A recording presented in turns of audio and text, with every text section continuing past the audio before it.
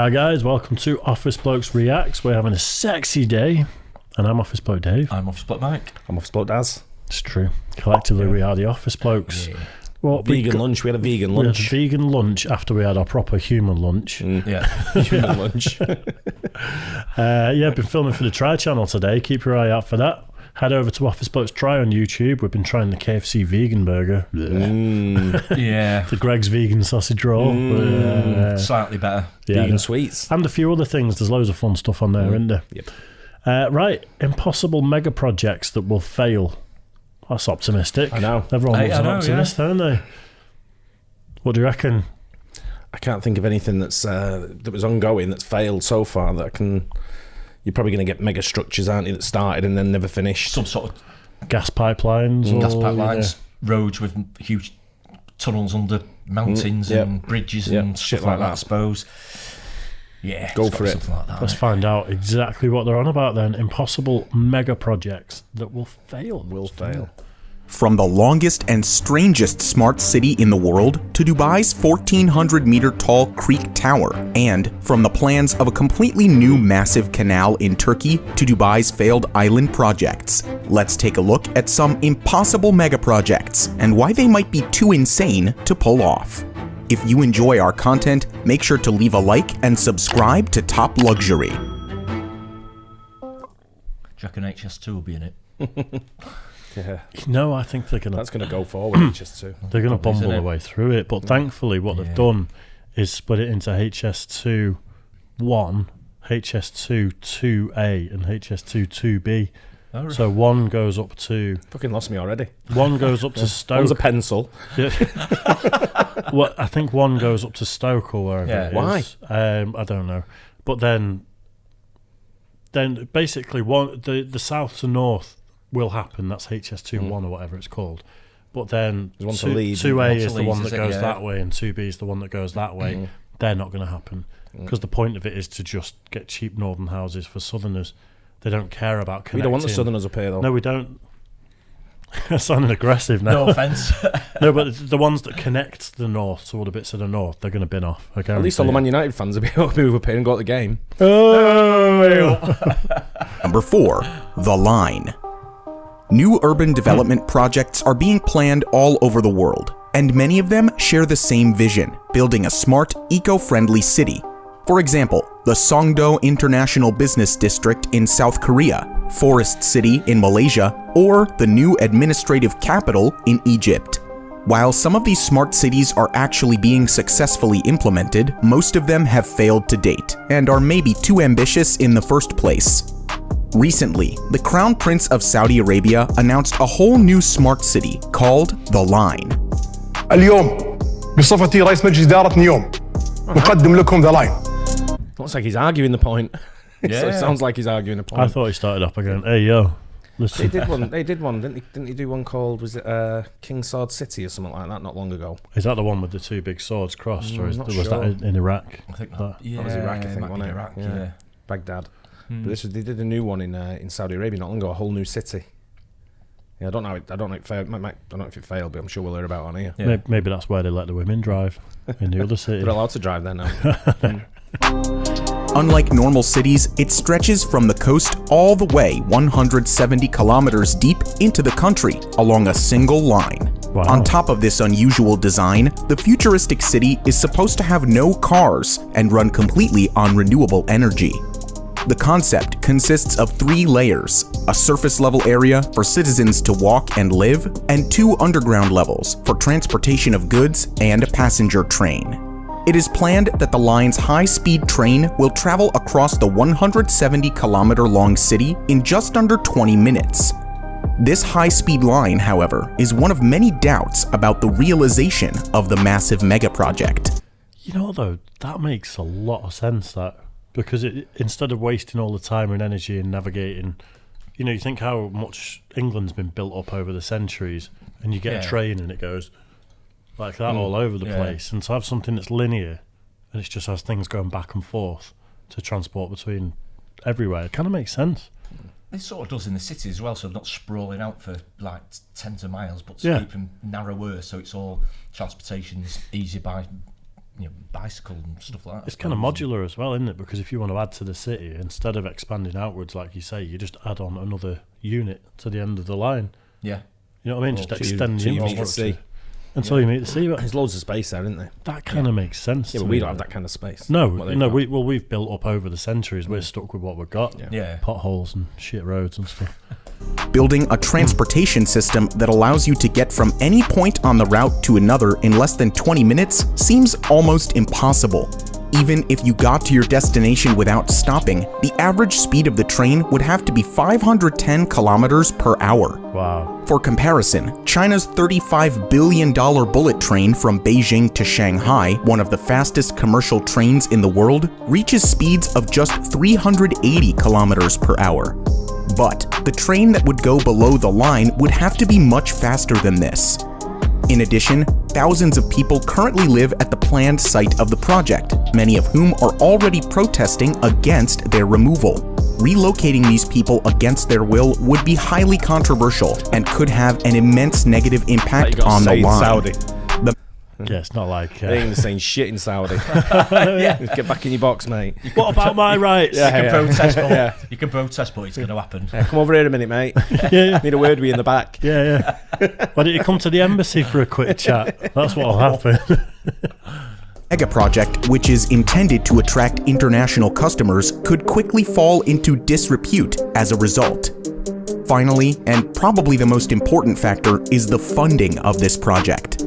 Financing such a large megaproject is extremely unrealistic, especially in the current economic climate. In total, the Saudi Arabian government would have to raise $500 billion to make the line a reality. To give you an idea, this is more than the GDP of Greece, Croatia, and New Zealand combined. And even for Saudi Arabia, $500 billion is not a bargain, as they only have a GDP of $800 billion themselves.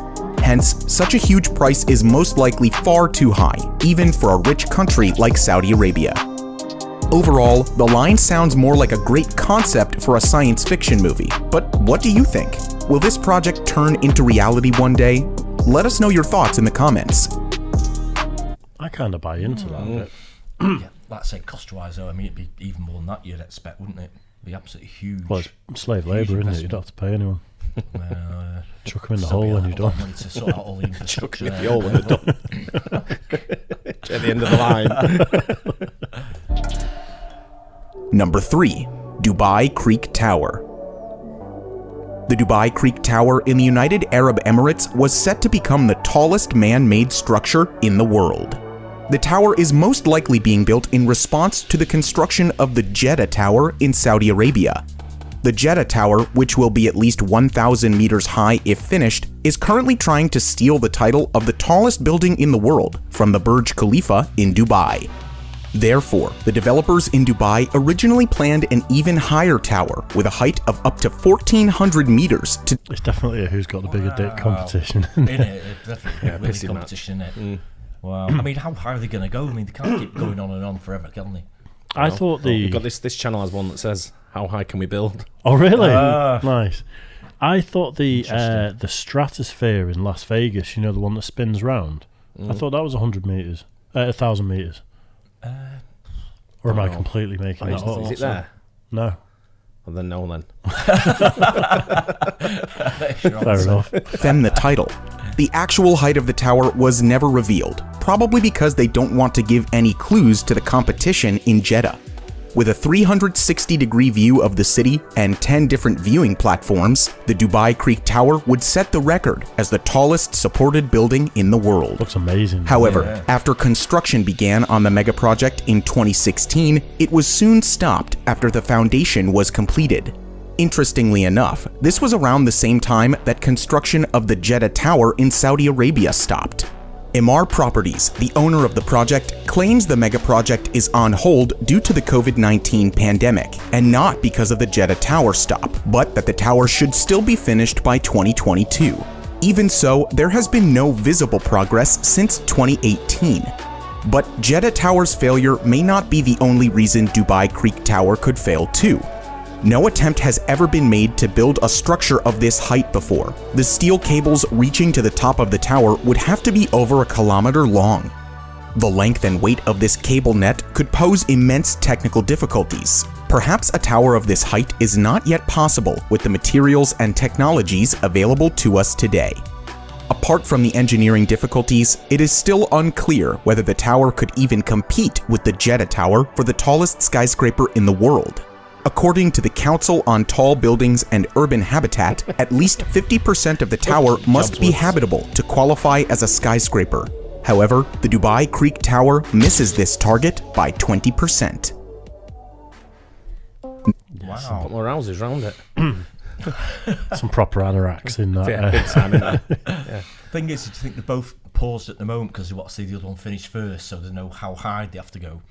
I don't think you can just decide to tack on another 100 metres just because someone else has gone a bit more, though. Yeah. But that's, maybe that's what they're thinking. Well, the projects they have going in the Middle East, the fantasists, aren't they? They've got that much money. They just come up with all kinds of bullshit. They were going to build from the port of Jebel Ali all the way down what's called Sheikh Zayed Road, and they used to advertise it down the boards. I don't know if that was Emaar Properties. It was someone like that. It was one of the big Middle East ones. Yeah. But they had these boards for fucking miles, and it used to say something like 200 times 200 times bigger than Hong Kong and stuff like that. And it was like a mega construction thing they were looking at building. And then all of a sudden, one day, all the posters went, and boards were still up forever, but all the posters had gone, and it never started. Well, never got off the ground, eh? It's got to be viable, hasn't it? That's the thing. You can't just be a rich, billionaire prince who goes, I want that. Someone's got to come in and go, well, actually, on paper, we might not be able to fill it. We might not have the local economy to sustain a building. We don't need it. I suppose a lot of it with the tallest building in the world, it's like a tourist attraction, isn't it? Which is what they hope to bring in. A lot of it's tourism rather than the actual use that you're going to get out of it, I would guess. Yeah, I suppose. Number 2. Istanbul Canal. Turkey's capital city, Istanbul, recently saw the start of one of... Uh-oh. What? Canal. Turkey's capital city, Istanbul... Is it not the capital? What's the capital of Turkey? Ankara. Is it? Oh, that's racist to assume it's Istanbul. Ankara's the capital. I'm pretty well. I'm wrong now. I hope you're wrong now. I really hope you're wrong. Comments. I'm pretty sure Ankara's the capital. It's usually me that gets something wrong on one of our videos and gets it in the comments admit, section. I probably would have said Istanbul if somebody had asked me. But just because it's the only city. It's the one that springs to mind with me, but I think it's Ankara. Right. But anyway. Comments down below. Yep. Yeah. Recently saw the start of one of the biggest megaprojects in its history. A new 50-kilometer-long water canal that connects the Black Sea and the Marmara Sea. This makes it a little shorter than the 82-kilometer Panama Canal. But the Panama Canal actually solves a big problem and offers a much shorter route between the Pacific and the Atlantic. The Istanbul Canal, however, would be right next to an already existing canal and would not offer the same benefits as the Panama Canal. So why is Turkish President Recep Tayyip Erdogan so interested in building this new canal? The official answer is to increase shipping capacity in the region and reduce waiting times for ships. The president claimed that within the next decades, the number of yearly ships will grow to more than 50,000. This would be a major reversal of the current trend, which recorded a massive decline from around 53,000 to 38,000 ships per year, which can be explained primarily by an increased number of pipelines. Even if it could improve travel efficiency for ships, most people in Turkey and around the world are against the construction of the Istanbul Canal. Probably also because Erdogan's real intentions lie elsewhere. Next to the planned Istanbul Canal is the already existing Bosphorus Canal, which does not earn any money for Turkey, as a 1936 treaty allows all but military ships to pass through the canal free of charge. This is unfortunate for Turkey because every year, more ships use this canal than the Suez and Panama Canal combined. In addition, the Bosphorus is the only way to get into the Black Sea, and Russia's only way to get into the Mediterranean Sea. The Istanbul Canal could change all of this and earn Turkey and Erdogan billions of dollars every year. A project of this size would also create thousands of jobs and further boost the economy. Though President Erdogan is excited about the potential financial revenue that the project could bring and believes that his dream project is the most eco-friendly project in the world, Turkish residents are not thrilled. The canal would be dug in an area that provides 40% of Istanbul's water supply and could irreversibly contaminate the groundwater reserves. In addition, the construction of this canal would displace tens of thousands of people, destroy hundreds of thousands of trees, and turn part of Istanbul into an island. And if building a 50-kilometer-long canal was not enough, Turkey's President Erdogan also wants to include a high-speed railway into the megaproject. While the exact costs of such an extravagant project are I think that's the Bosphorus Bridge there. If that's the Bosphorus River, I'm not sure if that's the one we were talking about a minute ago when it's the Bosphorus. But that's where Asia and Europe meet. Right. So when you go to Istanbul, there's all like restaurants on this side. You sit on the restaurant side of Europe, and across the water is Asia. Oh, really? Yeah, Have you been? Yeah. Is it nice? Yeah, it's fucking congested as fuck. Yeah. It took me about an hour on the bus, and I said, "Is it that restaurant there we're going to?" They went, "Yeah, the bus is coming to pick you up though." I said, "I'll walk." They went, "No, you got to get on the bus," sort of thing. And I was like, It's like one of these company-wide things we did. Anyway, I got on the bus and it fucking took ages to get there. And I was like, I'm not coming on the bus on the way back. And I got a phone call and like, "Where are you?" I went back at the hotel. Like, the bus is waiting for you. I said, "I told you I won't come in on it." Nice. See, if that is his tactic, though, which seems like a great way of generating revenue, build a new canal, charge people per usage or per tonnage or whatever it's going to be. But that treaty that leaves the other bit wide open, you'd have to close that off somehow. Yeah, that's what I was thinking, to make the money. But you probably wouldn't be allowed to close it off, I don't think. Precisely, cause a war. Obviously, if it's that or you could delay, you could put a lower bridge in it with a what's it bridge? So just make it harder for people to go delay down tactics, there, and then come down our fast route, Yeah. The only way it'd work is if there was a massive increase in sort of like traffic, I suppose, wouldn't it? If there's a huge increase in traffic, then obviously there's only a certain amount that can go through these canals at once, isn't there? Yeah. But that's what they want to do. They're saying there's been a big decline, haven't they, in the shipping traffic that comes through. Exactly. So where because of the pipeline, it's the pipelines. Because the Black Sea is full of oil, isn't it? They've got oil in the Black Sea, so it gives you access to Russia, and then all the drilling that goes on in there, then it comes through. But they built pipelines now to transport the oil instead of ships. Yeah, that's why the reduction is. Yeah. I can see the logic behind it, though. Why he wants to do it, although it's shady. Is he still a president, Erdogan? I'm not sure. I'm not sure whether he is now. I'm sure they had an election not so long ago, but can't remember. Yeah, let's see. Known, estimates bring the price tag anywhere from $50 to $65 billion. The environmental damage and costs of such a huge megaproject and the international protest against the project show that the Istanbul Canal may never be completed. Number 1. Dubai Islands. For our last megaproject, we are going back to Dubai, where one of the largest artificial islands in the world is located. Just like the Creek Tower, this cluster of islands should attract tourists from all over the world. Dubai originally planned to build an almost impossible number of islands and completely transform its coastline. The first of these island collections was the Palm Jumeirah, construction of which began in 2001. The rapid progress inspired new ambitious plans, and shortly after, the construction of the Palm Jebel Ali and the World was started. However, even today, almost 20 years later, these islands are still unfinished and almost completely empty. But Dubai had even bigger plans, namely the construction of the Palm Dera, an artificial island 10 times the size of the Palm Jumeirah. But as you probably guessed, this project also failed and was massively scaled down. Especially after 2008, financing these aspirational projects became a huge challenge.